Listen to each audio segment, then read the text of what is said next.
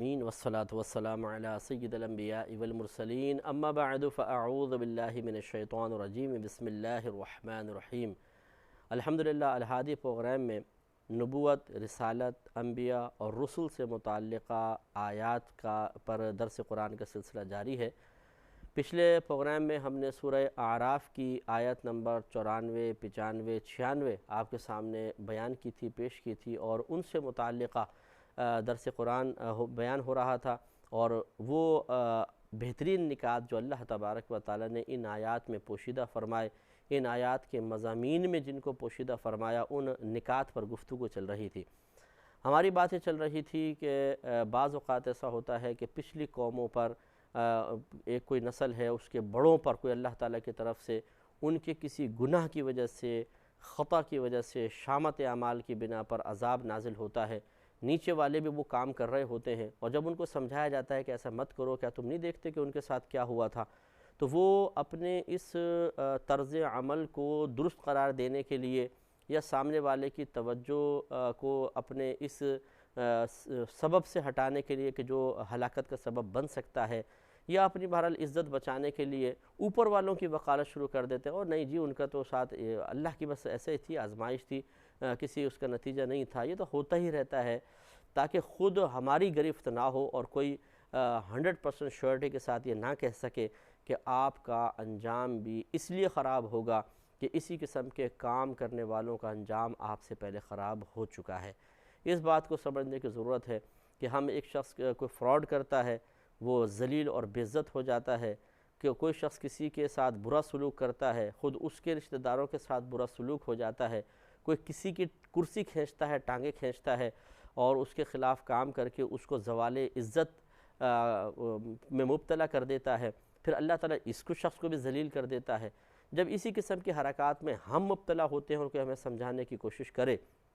تو ہم سامنے والے کے ذہن کو الجھانے کی کوشش کرتے ہیں، اپنی غلطی تسلیم کرنے کے بجائے ہم وہ جو نتائج سابقہ کسی شخص کے اوپر آنے والی آزمائش پر جو نتائج مرتب کر رہا ہوتا ہے، ان نتائج کو غلط قرار دینے کی کوشش کرتے ہیں کہ نہیں جو آپ سوچ رہے ہیں وہ غلط ہے، اس کے اوپر یہ آزمائش اس وجہ سے نہیں آئی، اور وجہ یہ ہے کہ ہم اپنا دفاع کرنا چاہتے ہیں، دل میں چور ہوتا ہے اور ہم نہیں چاہتے کہ اس چور پر کوئی مطلع ہو جائے،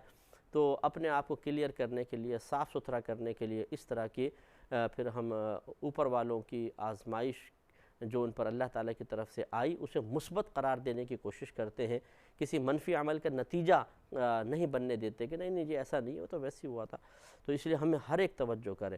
کہ ہم جو برے اعمال کر رہے ہیں، اگر ان برے اعمال کے ساتھ اللہ تبارک و تعالیٰ کی نعمتوں کی فراوانی ہے، تو اس کا مطلب یہ نہیں ہے کہ یہ نعمتوں کی فراوانی ہمیشہ قائم رہے گی۔ جس طرح بہت سے لوگ برے انجام کا شکار ہوئے، ہو سکتا ہے کہ ہم بھی کچھ عرصے بعد کسی ایسے ہی برے انجام کا شکار ہو جائیں۔ چنانچہ اگر کوئی شخص کوئی خطا کر رہا ہے، مسلسل کرپشن کر رہا ہے، اور اس کے باوجود اگر اللہ تبارک و تعالیٰ کی نعمتیں اور رحمتیں ان کی طرف، اس شخص کی طرف متوجہ ہو رہی ہیں، تو یہ اس بات کی علامت نہیں ہے کہ اللہ تعالیٰ کی بارگاہ میں تمہارے اس خطا یا گناہ کی کوئی اہمیت ہی نہیں ہے، یہ بالکل معمولی ہے، اللہ تعالیٰ اس کو نظر انداز فرما رہا ہے۔ نہیں، آپ دیکھیے اللہ تعالیٰ نے ان نسلوں کے بارے میں کہ جنہوں نے اپنے آباء و اجداد پر ان کے برے عمل کی وجہ سے آنے والی آزمائش کی مثبت توجیہ کرنے کی کوشش کی، اور کہا کہ نہیں وہ تو زمانے کے تغیر کا نتیجہ ہے، ایسا نہیں ہوا تھا کہ ان سے کوئی خطا ہوئی تھی اور انہوں نے نبی کی نافرمانی کی، اس وجہ سے ایسا ہوا، اور یہ اس لیے انہوں نے ایسا کیا کہ یہ وہی کام کر رہے تھے لیکن اللہ تعالیٰ کی نعمتیں ان کو مل رہی تھیں۔ جیسے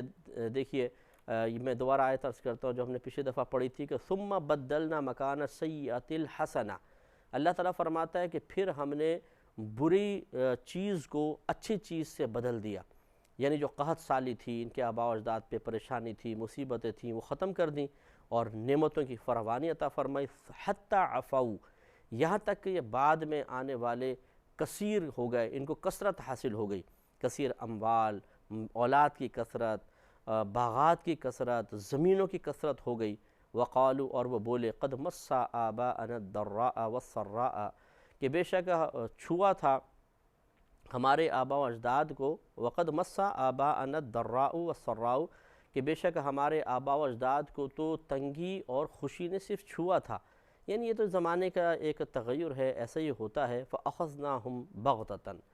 اب یہ بات توجہ والی، اللہ تعالیٰ فرماتا ہے تو پھر ہم نے ان کو اچانک پکڑ لیا۔ تو ایسے ہی ہوتا ہے کہ ایک مجرم ہوتا ہے، وہ عرصہ دراز سے گناہ کر رہا ہوتا ہے، خطا کر رہا ہوتا ہے، اور اس کی گرفت نہیں ہو رہی ہوتی، تو وہ بے فکر ہو جاتا ہے اور سوچتا ہے کہ بس اس کا مطلب یہ ہے کہ اللہ تعالیٰ مجھ سے راضی ہے، یا میرے یہ گناہ اللہ کی بارگاہ میں کوئی اتنی بڑی اہمیت نہیں رکھتے ہیں، اس لیے میرے لیے تو گرفت کا سامان نہیں ہو رہا۔ اب لوگ اس کو سمجھا رہے ہوتے ہیں، یا کبھی کبھی اللہ تبارک و تعالیٰ کی طرف سے اس کو غیبی طور پر ہدایت دی جاتی ہے، اور یعنی اس کو توجہ دلوائی جاتی ہے، دیکھو اس کے ساتھ برا ہوا، اس کے ساتھ برا ہوا، اس کے ساتھ برا ہوا، تم ایسا کیوں کر رہے ہو، تمہارے ساتھ بھی ہو سکتا ہے۔ لیکن وہ ہر قلب میں پیدا ہونے والے اس مثبت خیال کو، اس پاکیزہ خیال کو ٹال دیتا ہے، اور بے فکر ہو کر دیدہ دلیری کے ساتھ خطائیں کرتا رہتا ہے۔ لیکن کب تک آخر بچے گا؟ پھر اچانک اللہ کی گرفت ہوتی ہے، اور اسے کوئی راستہ نظر نہیں آتا، اور اس کے پاؤں تلے زمین نکل جاتی ہے، اور ایسا شخص ہلاک اور برباد ہو جاتا ہے۔ میرا رہنما کوئی اور ہے۔ تو اللہ تعالیٰ نے یہ جو بات بیان فرمائی، ہمیں بھی توجہ کرنی چاہیے، خصوصاً وہ بھائی اور بہن جو تسلسل سے گناہ کر رہے ہیں، اور اللہ تعالیٰ ان کے گناہوں پر پردہ ڈال رہا ہے، اور وہ اس وجہ سے خوش فہمی کا شکار ہو گئے ہیں، اللہ تعالیٰ کے ڈھیل دینے کی عادت کی بنا پر اسے بھی اپنا ایک کمال قرار دے رہے ہیں کہ ارے جی میرے اندر کچھ ہے، تبھی تو اتنے عرصے تک میں پکڑا نہیں گیا۔ یعنی اسے بھی اللہ کی کوئی مہربانی قرار نہیں دیا جاتا، بلکہ اس کا اپنا ذاتی کمال، اپنی ذہانت، دیکھا میں گناہ کر رہا ہوں، اتنی ذہانت کے ساتھ آج تک نہیں پکڑا گیا۔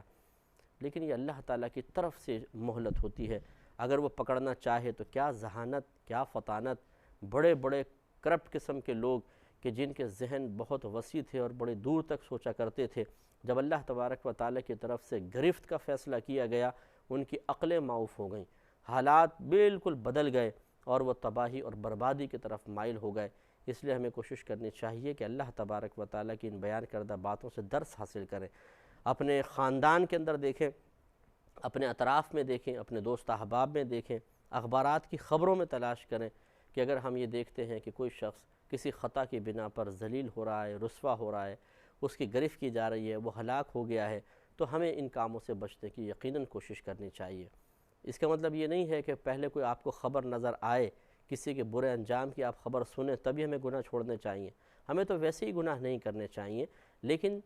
اس کائنات میں، اس دنیا میں ہر سو عبرت کے نمونے موجود ہیں، ان عبرت کے نمونوں کو نظر انداز کر کے اپنے لیے صرف نجات کا ہی تصور رکھنا، اور دوسرے کے لیے سوچتے کہ چلو وہ پھنس گیا لیکن میں کہاں پھنس سکتا ہوں، یہ خوش فہمی کے سوا اور کچھ بھی نہیں ہے۔ اور یہ شیطان اسی طرح بہکاتا ہے کہ انسان کو کثیر گناہوں میں مبتلا کروانے کے باوجود اس بات کا یقین دلاتا رہتا ہے کہ وہ شخص تو انہی گناہوں کی وجہ سے برے انجام کا شکار ہو سکتا ہے، لیکن تمہارے ساتھ ایسا نہیں ہوگا، بے فکر رہو، تم کرتے رہو، تمہارے ساتھ ایسا نہیں ہو سکتا ہے۔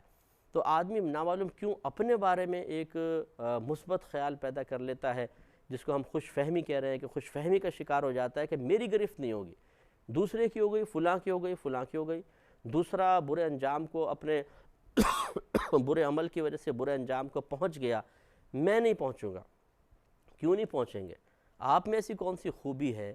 آپ نے اللہ تبارک و تعالیٰ کو راضی کرنے والا کون سا ایسا عمل کر لیا ہے کہ اللہ تبارک و تعالیٰ معاذ اللہ ثم معاذ اللہ اس عمل سے متاثر ہو کہ آپ کو ضرور چھوڑ دے گا اور دوسرے کی پکڑ کر لے گا؟ اللہ تبارک و تعالیٰ کی ذات تو بے نیاز ہے، وہ اثر قبول کرتا ہی نہیں ہے۔ ہمارا کوئی بھی عمل چاہے ہم کتنے اچھا کر لیں، یقینی سی بات ہے کہ اس سے بہتر عمل کہیں نہ کہیں موجود ہے۔ اگر آپ نماز پڑھ رہے ہیں تو آپ کے اس انداز نماز سے بہتر کوئی اور بھی نماز پڑھ رہا ہے، اگر آپ کسی کو معاف کر رہے ہیں تو کوئی اس سے زیادہ بہتر انداز سے معاف کر رہا ہے۔ تو یہ مت سوچئے کہ ہمارا عمل شاید اللہ تبارک و تعالیٰ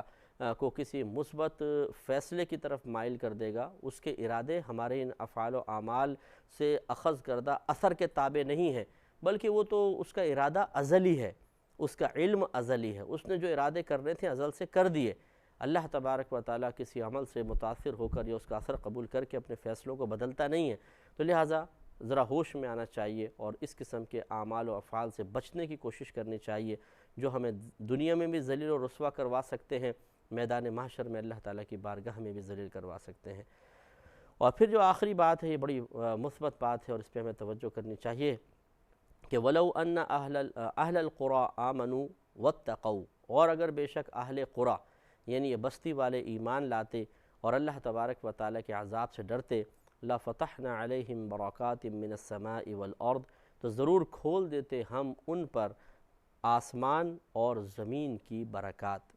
وَلَكِنْ كَذَّبُوا، اور لیکن انہوں نے انبیاء علیہم السلام کو، اللہ کے احکام کو جھٹلایا، فَأَخَذْنَاهُمْ بِمَا كَانُوا يَكْسِبُونَ، تو ہم نے پکڑ لیا اس سبب سے کہ جو کچھ وہ کما رہے تھے، جو کچھ وہ کر رہے تھے، اس کی وجہ سے ان کی گرفت فرما لی۔ تو یہ اصول اللہ نے بڑا پیارا بیان فرمایا کہ جو ایمان لائے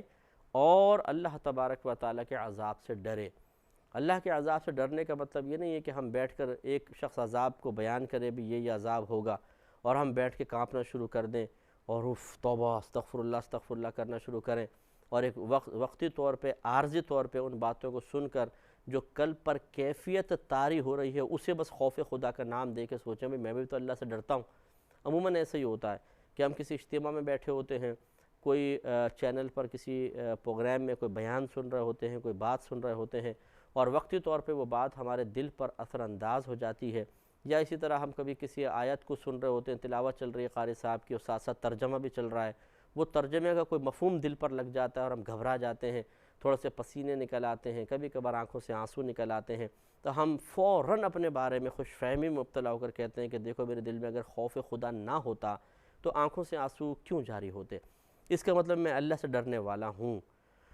تو یہ صرف اس وقتی کیفیت کو خوف الہی کا نام دے کر اور اپنے آپ کو اللہ کا خائف قرار دے کر کہ جی میں اللہ سے ڈرنے والا ہوں، ہم بس یہ اس کو کافی سمجھتے ہیں۔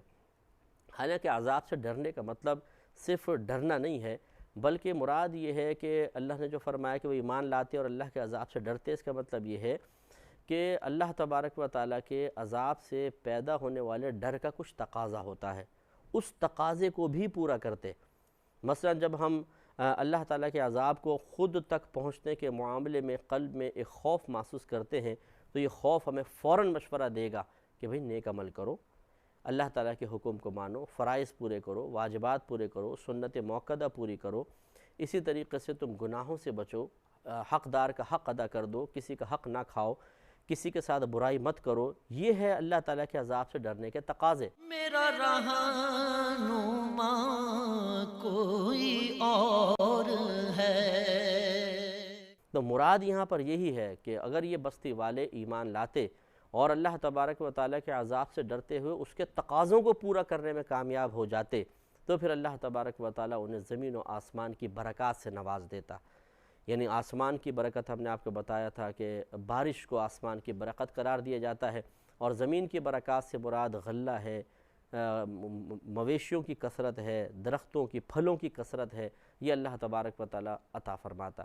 خلاصہ کلام یہ ہے کہ معلوم یہ ہوا کہ اگر آج ہم مسلمان بھی اللہ تبارک و تعالیٰ پر ایمان تو الحمدللہ رکھتے ہیں، اگر ہم اللہ تعالیٰ کے عذاب سے ڈرتے اور جیسا اس سے ڈرنے کا حق ہے ویسا ڈرنے کے بعد اس کے تقاضوں کو بھی پورا کرتے، تو ضرور اللہ تبارک و تعالیٰ ہم پر کرم نوازی فرماتا۔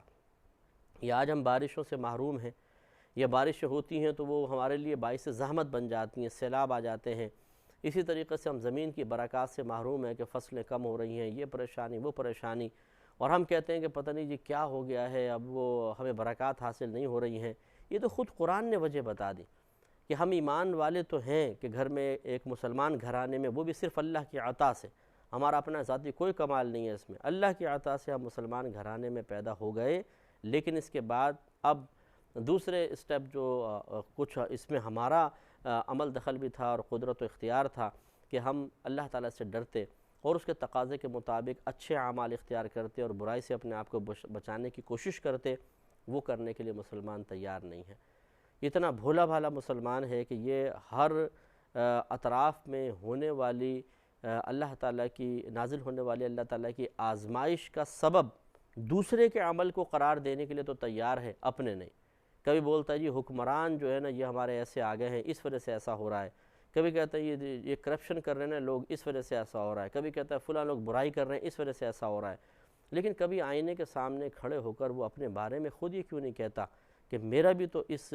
برائیوں میں حصہ ہے کسی نہ کسی لحاظ سے، میں بھی تو گناہ کر رہا ہوں، میں بھی تو خطا کر رہا ہوں۔ اس وقت جو اطراف میں ایک بے برکتی کی سی کیفیت ہے، اس بے برکتی کو دعوت دینے کے سلسلے میں بھی تو تھوڑا بہت قصوروار ہوں۔ اگر اپنا قصور نظر آنے لگ جائے تو یہ انسان کے لیے بہت بڑی سعادت کی بات ہوتی ہے۔ اس لیے ہم سب کو تھوڑا سا غور و تفکر کرنا چاہیے، اپنے اطراف میں ہونے والے حادثات، اپنے اطراف میں آنے والی آزمائشوں سے درس حاصل کرتے ہوئے ہمیں اپنے اعمال کا محاسبہ کرنا چاہیے۔ لہٰذا اب ہر بھائی بہن تھوڑا سا غور کریں کہ کیا ہم اللہ تعالیٰ کے عذاب سے ڈرتے ہیں؟ یہ صاحب ایمان تو ہیں الحمدللہ، جیسے بھی عرض کیا کہ ایک مسلمان گھرانے میں پیدا ہو گئے، لیکن اگر ہم چاہتے ہیں کہ آسمان و زمین کی برکات مکمل طور پہ ہماری طرف متوجہ ہوں کہ اللہ فرما رہا ہے اور اللہ تعالیٰ کے کلام میں شک کی کوئی گنجائش نہیں، کہ اگر واقعی ہم جس طریقے سے تقاضا ہے، جس طریقے سے اللہ تعالیٰ سے ڈرنا چاہیے ہم ڈریں، اس کے عذاب سے ڈریں، تو ضرور آسمان و زمین کی برکات سے نوازے جائیں گے۔ تو ہمیں اپنا محاسبہ کرنا چاہیے، ہر شخص اپنے اپنے اعمال کو دیکھے۔ یقینی سی بات ہے کہ اگر ہم اس بات کے منتظر رہیں کہ پہلے اجتماعی طور پہ معاشرے میں ایک چینج آئے تو انشاءاللہ ہم بھی ساتھ ہیں، ایسا نہیں۔ اجتماعی تبدیلی کا انتظار کرنا یہ بے وقوفی کی بات ہے۔ اجتماعی تبدیلی کی ابتدا پہلے انفرادی تبدیلی سے ہوتی ہے۔ پہلے ایک شخص اپنے آپ کو بدلتا ہے، اس کو دیکھ کے دوسرا، تیسرا، چوتھا، پھر اسی سے تو معاشرہ بنتا ہے، انہی افراد سے ایک ماحول بنتا ہے اور پھر اجتماعی طور پہ برکات عام ہوتی ہیں۔ تو ہم انتظار کر رہے ہیں الٹے ہی معاملے کا، کہ ہم پہلے خود بہتر بن کر معاشرے کو تقویت فراہم کرنے کے لیے تیار نہیں، بلکہ ہم معاشرے کی اجتماعیت سے تقویت حاصل کرنا چاہتے ہیں۔ تو اگر ہر شخص یہ سوچتا رہے گا کہ پہلے دوسرا اچھا بن جائے پھر میں اچھا بنوں گا، تو بتائیے یہی سوچ تو اس دوسرے کی بھی ہے کہ پہلے آپ اچھے بن جائیں تو وہ اچھا بن جائے گا، تو کیسے یہ معاشرہ سنورے گا؟ اور کبھی بھی کسی چیز کو ناممکن تصور نہیں کرنا چاہیے۔ یہ مت سوچیے جیسے بعض لوگ کہتے ہیں کہ جی ہمارا گناہ سے ایک اکیلے آدمی کا بچنے کا کیا فائدہ، پورے معاشرے میں برائیاں ہو رہی ہیں، اگر میں رشوت لینا چھوڑ بھی دوں کیا فرق پڑے گا، ہزاروں لوگ رشوت لے رہے ہیں۔ یہی وہ فاسد خیال ہے کہ جو برائی کو کبھی ختم نہیں ہونے دیتا۔ ایک آدمی جب سوچ بنائے گا تو ایک جگہ سے تو برائی ختم ہوگی نا، پھر یہ سوچ انشاءاللہ منتقل ہوگی، اللہ تعالیٰ اس کی برکات سے دوسروں کو بھی نوازے گا، وہ بھی چھوڑے گا، تیسرا، چوتھا، پانچواں، اس طرح یہ اثر منتقل ہوگا۔ لیکن ہم عموماً یہی چاہتے ہیں کہ پہلے دوسرے چھوڑ دیں، اس کے بعد ہم ایسا کریں گے۔ تو یہ کوئی یاد رکھیں ویسے بھی شرعی دلیل نہیں ہے کہ یہ سارا معاشرہ چونکہ برائی کر رہا ہے تو میں کیسے چھوڑ سکتا ہوں، یا میرے چھوڑنے کا کیا فائدہ، ایسا نہیں۔ یہ کوئی شرعی دلیل نہیں ہے کہ معاشرہ کر رہا ہے تو میرے لیے جائز، یہ کوئی شرعی مطلب عذر نہیں ہے، بہانہ نہیں ہے۔ اللہ تعالیٰ کی بارگاہ میں جا کر یہ کہہ کے نجات نہیں مل سکتی ہے، اور نہ یہ سوچ بنانی چاہیے کہ جی پہلے سب لوگ بدل جائیں تو میں بدلوں، یا میرے بدلنے سے کیا فائدہ ہوتا ہے۔ اب دیکھیے ہمارے نبی کریم صلی اللہ علیہ وسلم نے جب اعلان نبوت فرمایا تو اس وقت آپ کے ساتھ کون تھا؟ ایک اکیلی ذات تھی نا، پھر ایک شخص آپ کے ساتھ شامل ہوتا رہا، یہ قافلہ بنتا رہا، اور پھر کثیر تعداد اس طرف مائل ہو گئی۔ تو اسی طریقے سے جب ایک مشن آپ کا اچھا مشن ہے، ایک صحیح مقصد ہے، اور آپ اپنے مقصد سے مخلص ہیں اور اخلاص سے آپ آگے چلیں گے، تو اللہ تعالیٰ دوسروں کو بھی ساتھ ملنے کی توفیق دے گا۔ اللہ تعالیٰ سمجھنے کی توفیق عطا فرمائے، آمین۔ وآخر دعوانا ان الحمد